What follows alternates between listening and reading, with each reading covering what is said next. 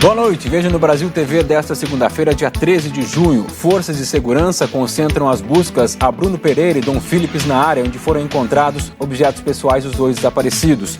No Rio de Janeiro, um homem é preso suspeito de matar a mulher com quem estava saindo. Foi a própria mãe dele quem impediu a fuga e chamou a polícia. A taxa de transmissão do coronavírus sobe mais de 50% em um mês no Distrito Federal. E ainda os devotos celebram o dia de Santo Antônio, o popular santo casamenteiro. É agora no Brasil TV.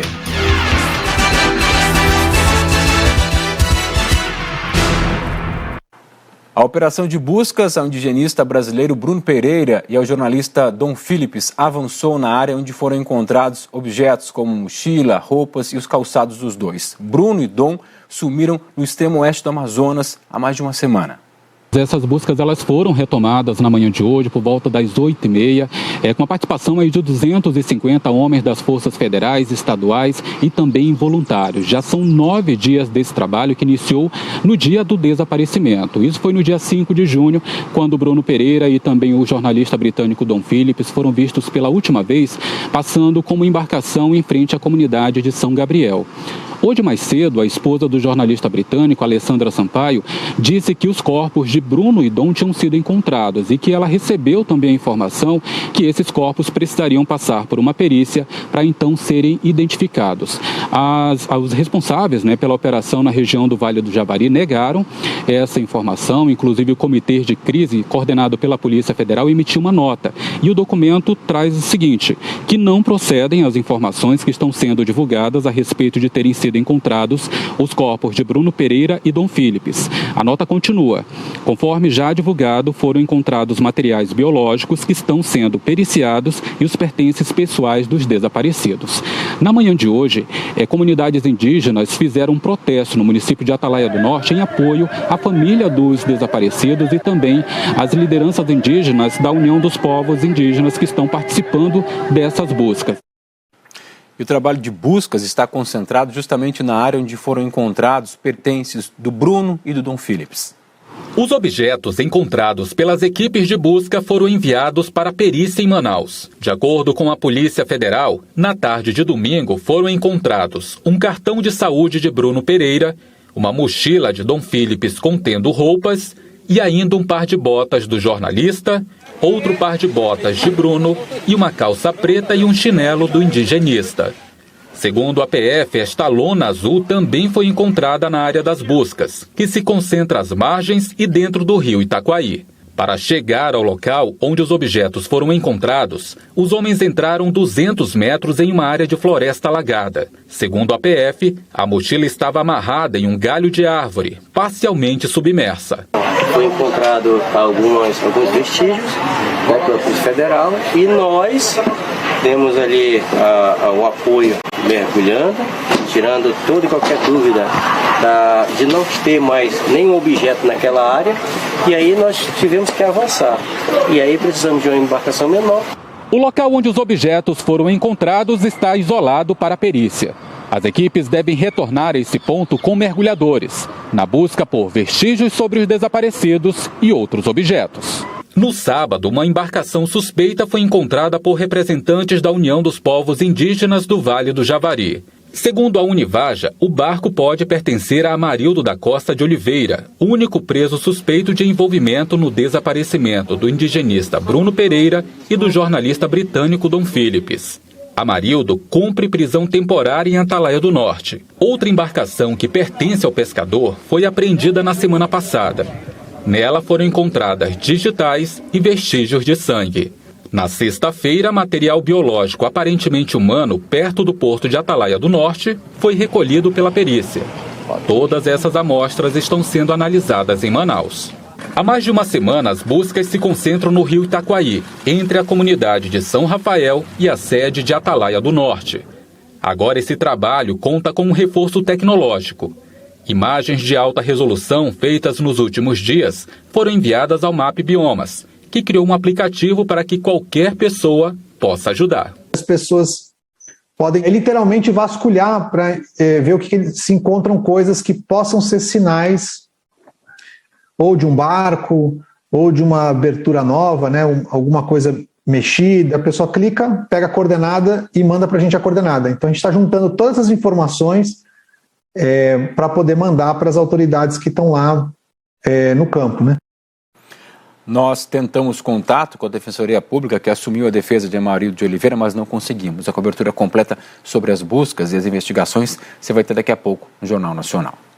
A Polícia Civil e o Ministério Público do Tocantins fizeram uma operação para apurar a participação de policiais militares em uma chacina e na execução de 2 homens, isso dentro de uma delegacia. Olá, boa noite.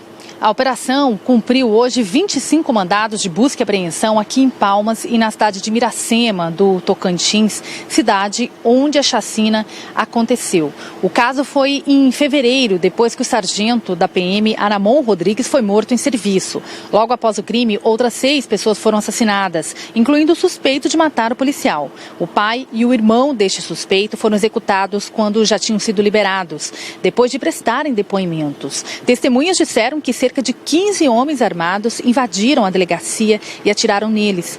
A investigação aponta que policiais militares podem estar envolvidos nos crimes e que essas ações foram uma retaliação à morte do sargento. As buscas aconteceram em batalhões da PM aqui na capital e no interior e também nas casas de policiais militares. O Comando-Geral da Polícia Militar do Tocantins disse que acompanha essa operação e que está à disposição da Justiça para esclarecer os fatos. Ana Paula Rebain, para o Brasil TV. No Rio de Janeiro, um homem foi preso em flagrante no Dia dos Namorados depois de matar a mulher com que ele estava saindo. Foi a mãe do suspeito quem chamou a polícia e entregou o filho. Magno de Pinho Rocha, de 29 anos, foi levado no início da manhã para o presídio de Benfica.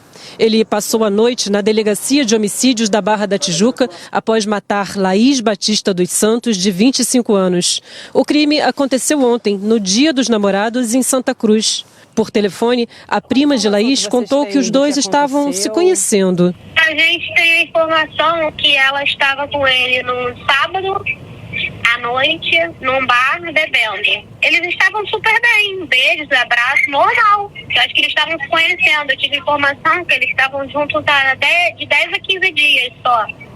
Creio que nem namorando estariam. Depois do bar, os dois resolveram ir para a casa da mãe de Magno, na rua Adalberto Barreto, na localidade conhecida como Reta da Base. Magno foi preso em flagrante no domingo de manhã. A polícia militar informou que quando chegou ao local, Laís já estava morta. A minha tia está em choque. Está em choque. Meu tio também, porque não esperava, né? Ela assim, tão jovem, de idade. Minha prima teve a vida ceifada. O corpo da Laís foi trazido aqui para o Instituto Médico Legal. A jovem foi atingida por um disparo na cabeça. A família dela contou que depois do crime, Magno ainda tentou fugir, mas foi impedido pela própria mãe, que chamou a polícia. Eu tô sem dormir até agora. Ela tinha um coração enorme. Ela era muito boa, alegre, sempre alegre. Gostava de uma festa. Adorava uma festa, adorava fazer festa com os filhos. Era uma boa mãe.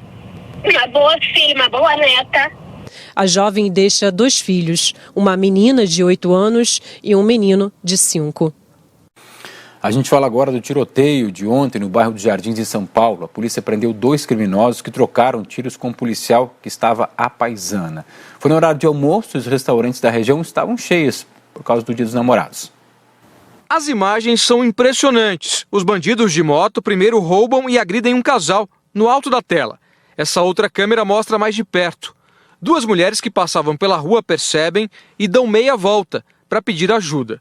Mas o grupo que conversa na calçada do outro lado não se dá conta e logo é ele que vira alvo dos ladrões. Todos são rendidos e obrigados a entregar os celulares. É nessa hora que o policial surge e um confronto começa. O PM atira nos assaltantes que estão junto com as vítimas. No desespero, elas deitam no chão e se arrastam para trás de um carro estacionado. O tiroteio dura poucos segundos.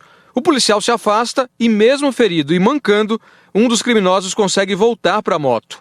Ele tem dificuldade, mas dá a partida e acelera. Em seguida, o comparsa faz o mesmo. A polícia prendeu esse ladrão que foi baleado.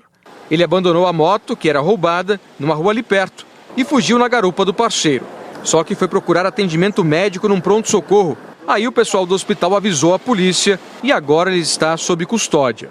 Segundo a Secretaria da Segurança, os pertences roubados foram recuperados, mas o outro assaltante continua foragido.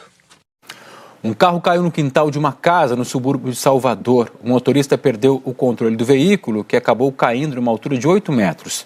Segundo ali os moradores, o motorista teve um ferimento na perna, foi levado para a unidade de saúde, mas o estado de saúde dele não foi informado.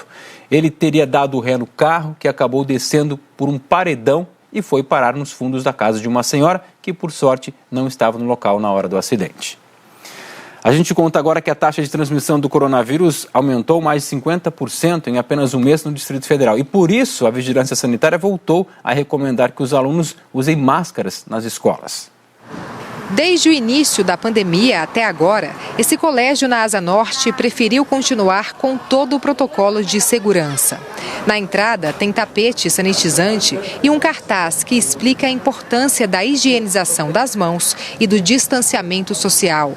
Tem álcool em gel disponível por toda a escola e os professores pedem que os alunos evitem compartilhar objetos pessoais.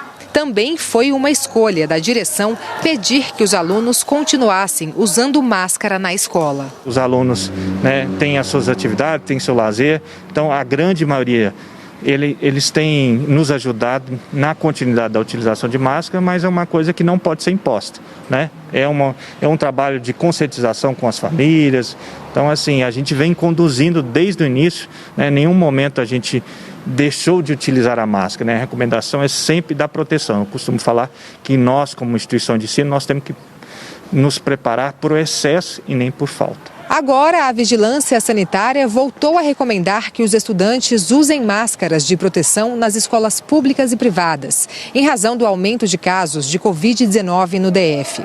Não há obrigatoriedade do uso da proteção, mas manter a máscara pode ser mais seguro para evitar o contágio pelo coronavírus.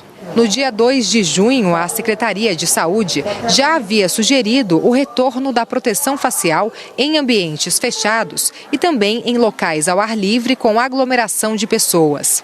A taxa de transmissão está acima de 1 desde o início de maio, o que revela que a pandemia está em aceleração.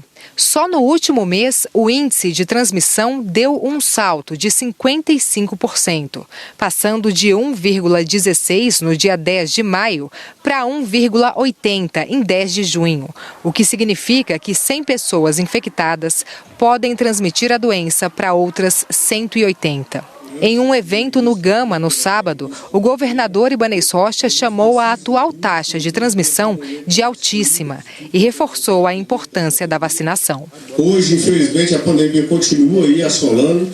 Nós estamos com uma taxa altíssima, ainda bem que não estamos tendo tanta internação e nem tanta morte. Mas a gente tem que tomar cuidado, todos nós temos que continuar tomando cuidado. Temos que chamar um alerta muito forte para a vacinação. Essa infectologista ressalta que agora é hora de dar um passo atrás e voltar a adotar algumas medidas de restrição. O ideal, sim, é que a gente comece aí a utilizar de novo as máscaras em ambientes fechados, instituições como escolas, transportes públicos, locais onde você tem um risco aumentado de transmissão. O correto é manter a máscara e, claro, sempre que possível, as outras medidas também. Lembrando que muita gente ainda não tomou a terceira dose, ainda não fez o reforço e a gente precisa disso. Nesse momento, o nosso comportamento vai definir aí os próximos passos.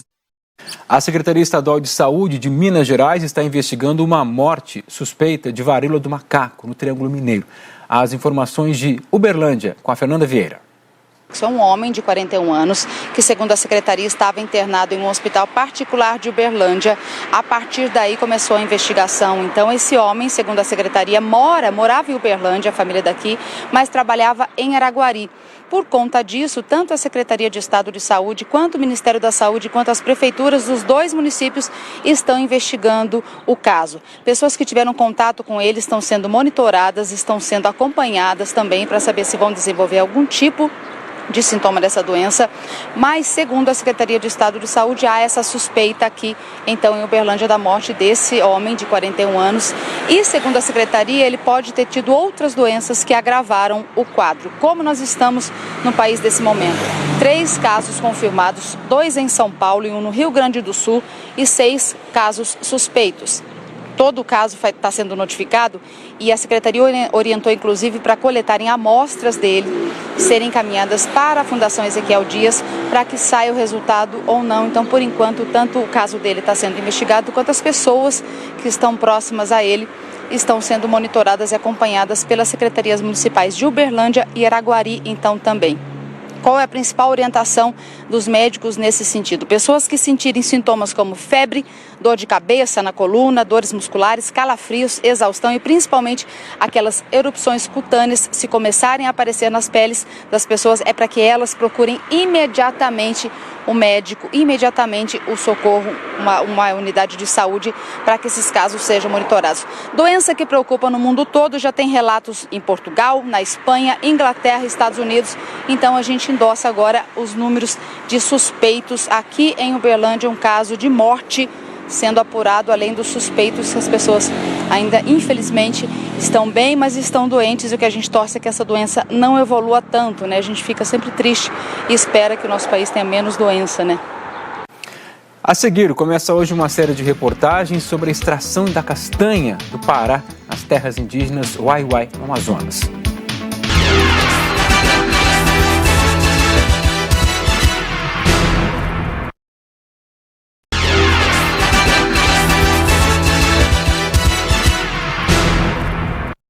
O Brasil TV está de volta com uma série de 3 reportagens sobre os povos Wai-Wai da rede amazônica afiliada da Globo em Roraima. Na primeira reportagem, você vai ver como os indígenas desta etnia fazem extração da castanha da Amazônia. São horas de caminhada em meio à mata em busca do fruto que simboliza a esperança e a fonte de renda para muitas comunidades.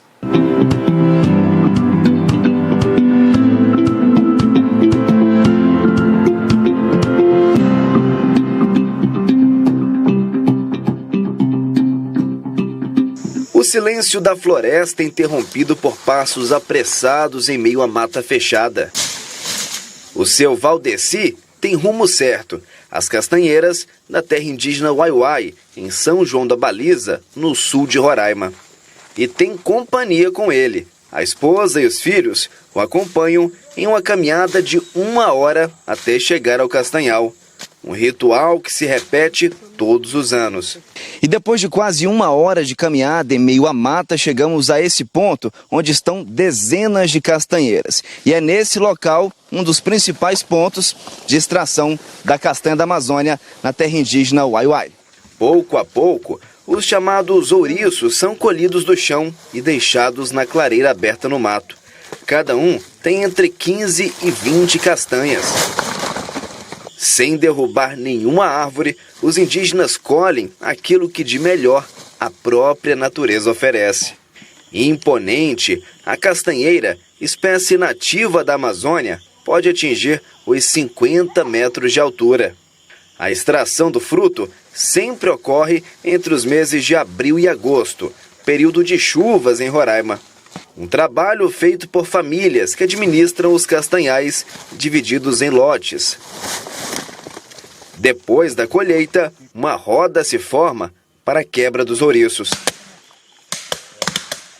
No processo, enquanto os homens quebram os ouriços, as mulheres colocam as castanhas em sacos de fibra para o transporte até a comunidade. Até pouco tempo, as castanhas eram vendidas por meio de atravessadores, que compravam o fruto a um preço menor e repassavam para empresas interessadas. Para os indígenas, desvantagem e pouca margem de lucro. Uma realidade que virou coisa do passado. Para ajudar no trabalho de comercialização, 3 associações foram criadas entre 2009 e 2018. O seu Valdeci é presidente de uma delas e sabe o quanto a iniciativa deu certo. Avançou mais a venda, avançou mais o que nós temos agora, tem uma moto, tem umas coisas, e melhorou esse tipo, né? como já tem mais ou menos contrato com a empresa, várias pessoas que vendem atravessadores, mas não é tanto, né? Mas afinal de contas deu melhor como a gente trabalha com a empresa, né? A Rudineia, filha do seu Valdeci, conta que faz várias iguarias com o fruto. Paçoca de castanha e também beijo de castanha, mingau, vários produtos, tipo doce. De volta à extração, depois de tudo pronto, os sacos com as castanhas são fechados com tiras do próprio tronco da castanheira. Chegou a hora de voltar para a comunidade. E olha só, tudo pronto, as castanhas foram colocadas em sacos como esse, está pesando cerca de 60 quilos e o Lang é um dos que vão levar a castanha agora até a comunidade indígena. Vamos lá, a missão não terminou ainda. Todo o percurso é feito de volta e os sacos de castanhas são levados assim mesmo, nas costas, e as mulheres também ajudam. Na aldeia, os frutos são armazenados em galpões para depois serem lavados e embalados. Com a criação das associações, o processo de venda das castanhas ficou mais rápido e seguro. Agora, os indígenas podem firmar contratos direto com as empresas e até emitir nota fiscal. O produto sai de Roraima em caminhões até chegar em Manaus, no Amazonas. De lá, segue de barco até Belém e da capital paraense chega a indústrias alimentícias do Pará e de estados como São Paulo. Um apoio que começou com a FUNAI e hoje conta com parceiros importantes como o Instituto Socioambiental. Se inicia no primeiro momento com a FUNAI, acompanhando os Waiwai nessa região de Caruebe e de Baliza, em suas iniciativas e nas suas relações de comercialização locais, numa parceria estruturada posteriormente com o SEBRAE e mais recentemente uma parceria com o ISA, de conseguir promover essa castanha, de levar o nome dos Waiwai para frente no território e nacionalmente, buscando preços mais justos, buscando uma relação comercial na cadeia da castanha mais interessante para os Waiwai, que leve de fato o nome dos Waiwai, a sua qualidade, os seus produtos para frente. De acordo com o Instituto, em 2020, 65 toneladas de castanhas foram comercializadas pelos povos Waiwai, contratos que chegaram a R$300 mil. No ano passado, houve baixa na produção, motivada pelo clima atípico e o fenômeno La Niña. Mas em 2022, a previsão é que 200 toneladas de castanhas sejam vendidas. Um trabalho árduo passado de pai para filho, uma completa harmonia entre o homem e a natureza. Para os indígenas da etnia, um fruto que representa não apenas a cultura dos povos Waiwai, também simboliza sustento, recomeço e esperança de dias melhores. Amanhã, na segunda reportagem da série, você vai acompanhar a história do grafiteiro amazonense que deixou a cidade para pintar galpões que são usados pelos indígenas Waiwai para armazenar as castanhas da Amazônia. A gente fala agora de festa junina em Petrolina, no sertão de Pernambuco. Só falta uma semana para a maratona de forró e a mega estrutura está nos últimos ajustes.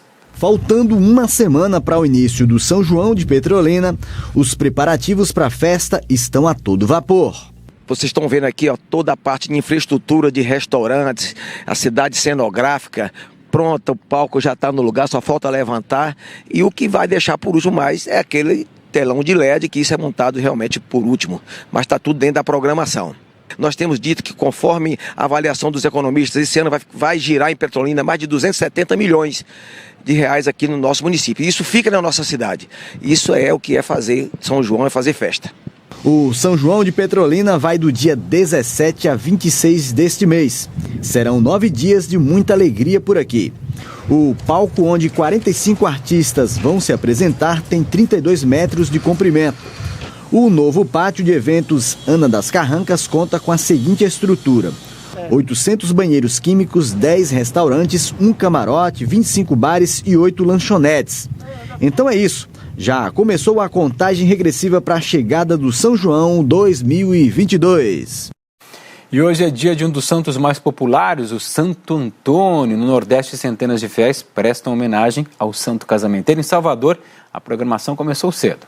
Bom, aqui na capital baiana são 3 paróquias dedicadas ao Santo Antônio. Estamos em uma das mais importantes, que é a igreja de Santo Antônio da Barra, onde deve começar daqui a pouquinho uma das 11 missas programadas para esse dia. Tem muita gente já, a igreja está cheia, como vocês podem ver, mas os fiéis ainda estão chegando por aqui, muitos com camisetas que tem o rosto de Santo Antônio, que tem a fama de ser casamenteiro. Santo Antônio que nasceu em Portugal, mas Santo Antônio também é conhecido por ser protetor dos pobres.